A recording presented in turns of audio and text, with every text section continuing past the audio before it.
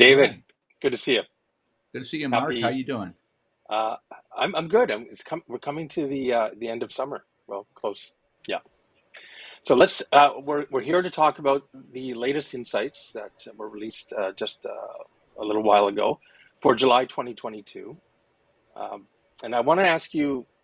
There was a comment I think that you posted on one of the social channels.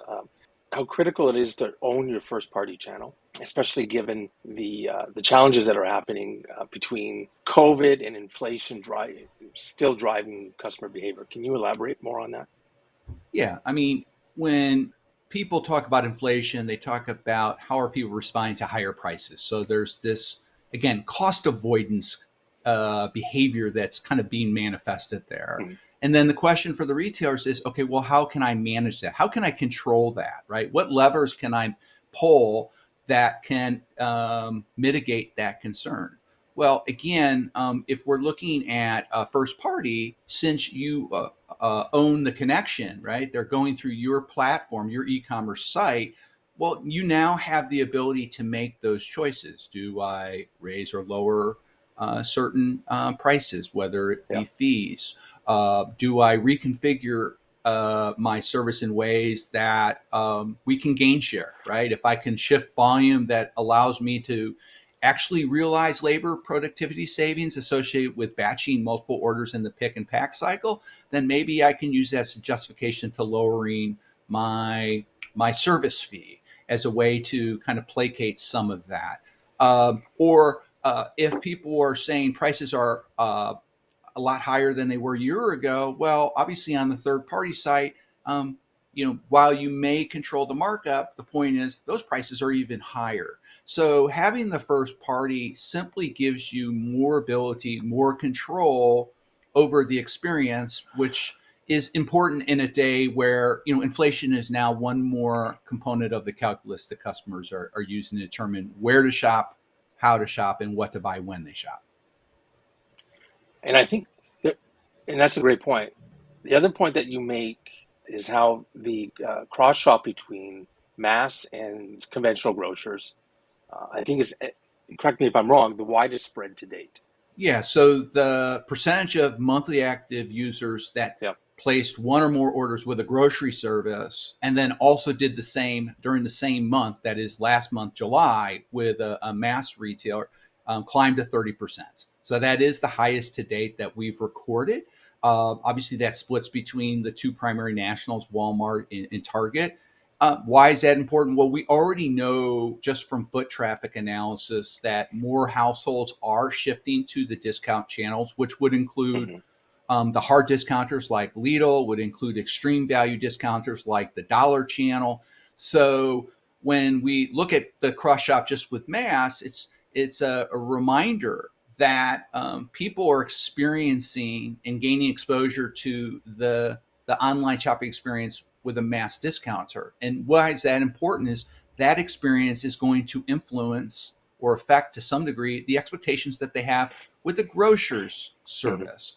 And it's not all about prices, you and I have talked about before, but there are other elements that can be as important, if not more important, around speed of service, the quality of service. So that cross shop is just something we like to remind grocers, conventional regional grocers about, because even though we're not suggesting that that's your primary competitor in terms of trying to compete on price, they can still affect where people shop based on the experience that they're having. So I think that's a really important point that often can get lost when people are only fixated on price. I don't know if you saw there was an article today talking about Walmart's latest numbers, saying that Walmart's also taking advantage of this opportunity to gain market share. Can you comment on that?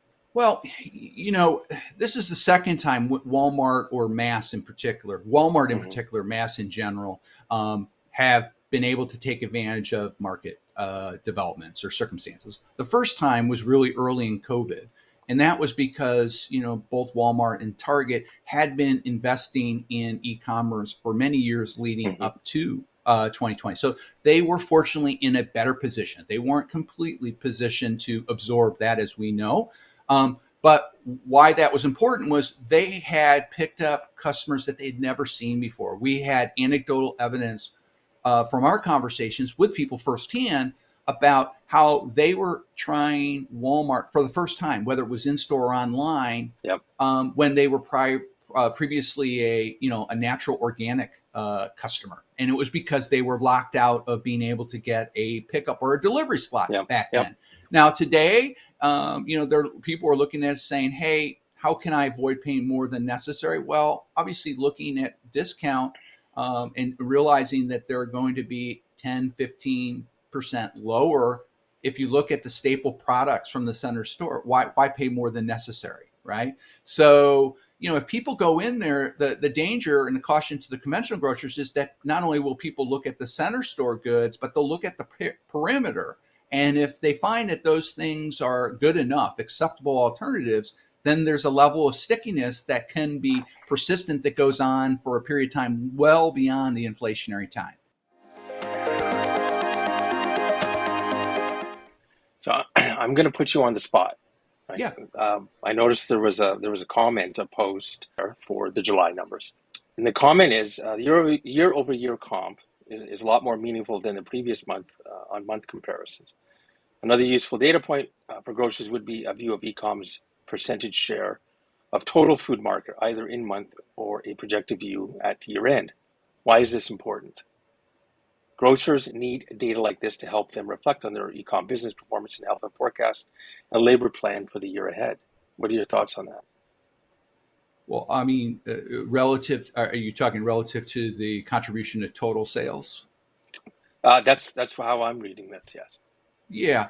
Well, I mean, obviously, that's very important, uh, as they talked about for budgeting. I mean, in this case, would be for labor scheduling.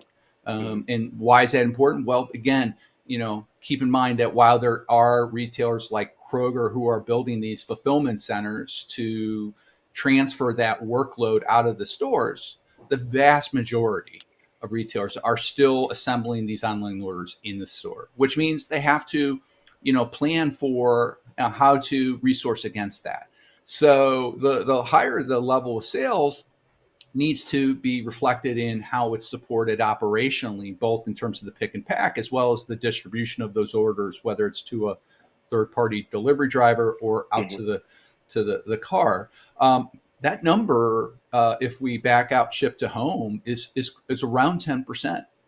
That's significant. And it's maintained that for a while, which again, that stabilization around that number is indicative of the stickiness, which is we do have a sizable group that moved in and has stayed, right? Now, 10% is significant compared to what it was before COVID. The question is, Right. where's it go from here? The challenge for a lot of retailers is how do we manage that at the store level? Because some stores may be, knocking it out of the park and be at 15%. And then there may be Right. other stores that are dragging and they're, under 5%. That's the rub for the operational teams is how do we staff and resource in the low volume stores? That's the hard question that has no easy answer. Let me ask you: is there a data point or an insight that you got from July's numbers that really surprised you? Really surprised me. You know, Does anything surprise you these days, David? well, what surprises me is, um, well, I'm trying. That's a good question, Mark. Does anything surprise me? Not too much anymore, other than that some people still are not accepting this new reality, Hmm. and that there is a degree of disbelief about why online shopping is still performing at the levels it is in face of issues like inflation. Um, I have to remind people, in this case, maybe media, but it could be also retailers, is that as we documented in the July, COVID still, believe it or not, after 2+ years, is still having an effect to a degree. Um, but if we take COVID away and we said, if you didn't have any concerns, which in our July insights, 1 out of 5 households said we don't have any concern for contracting the virus. So that's kind of our base case, right? That's our control group. So if that's the case, what's the prevalence rate of those households using delivery or pickup? That's around 36% in July. So over Yeah. 1/3 of the households who have no concern are still shopping online. So, but now as we move up that concern scale from not at all concerned to extremely concerned, we can see the extremely concerned, the top box, 55% usage rate in that subgroup. And now that only represents 10% of the households. But let's then step back. Um, Today in July, or at least we said that I don't think we published it this way, but that we assessed or estimated that 41% of all US households use delivery or pickup during July. Right. Now, if we then look at the kind of the base control group, those who are not concerned at 36%, and look at the delta between that, right? It's about 5 percentage points. You can kind of argue or suggest that COVID is having some degree of impact on that subgroup. Now, there are obviously other reasons people are shopping online, but absent those, we can see that COVID could be affecting as many as 10% of the monthly active users.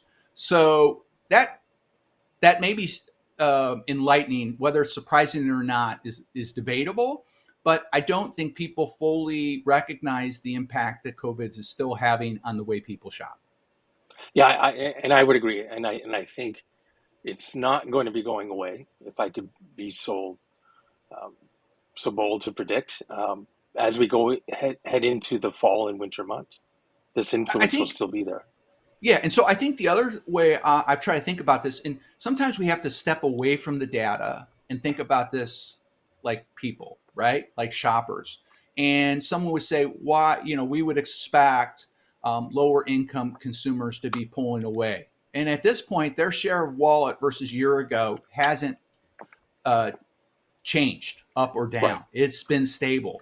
And some would argue, well, they're the ones who are probably feeling inflation the most. Why are they doing that? Well, one, you could look at it and reframe it as, why would you shop online if you have lower income? Well, if you live paycheck to paycheck, what you may be doing is using online shopping as a form of insurance against Hmm. sick time.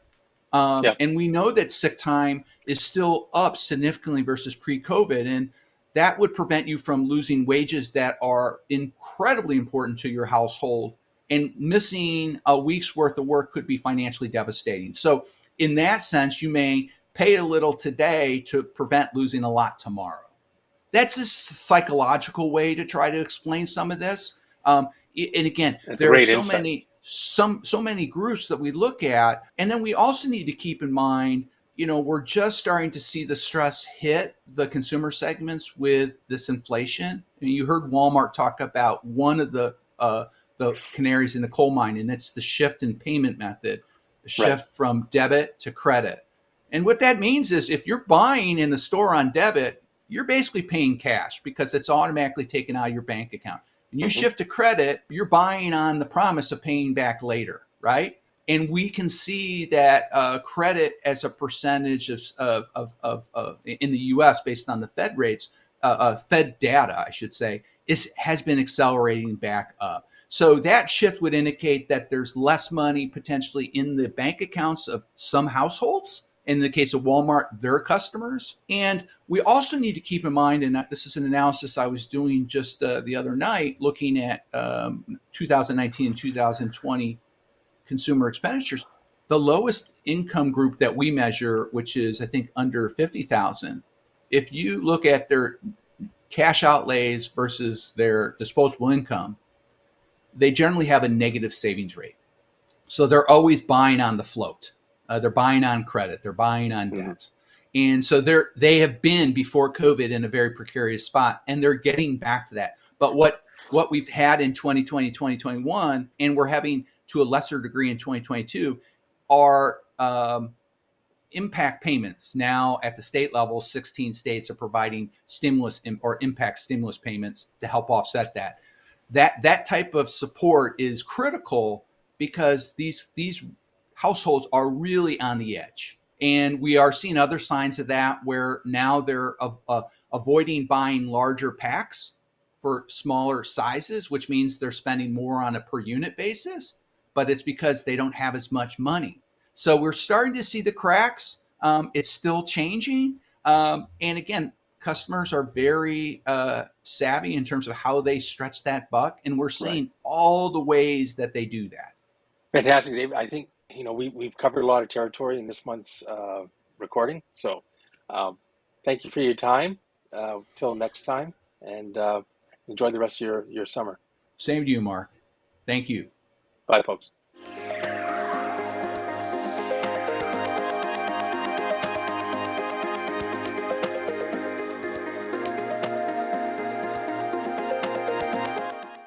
Sorry about getting long winded in one spot.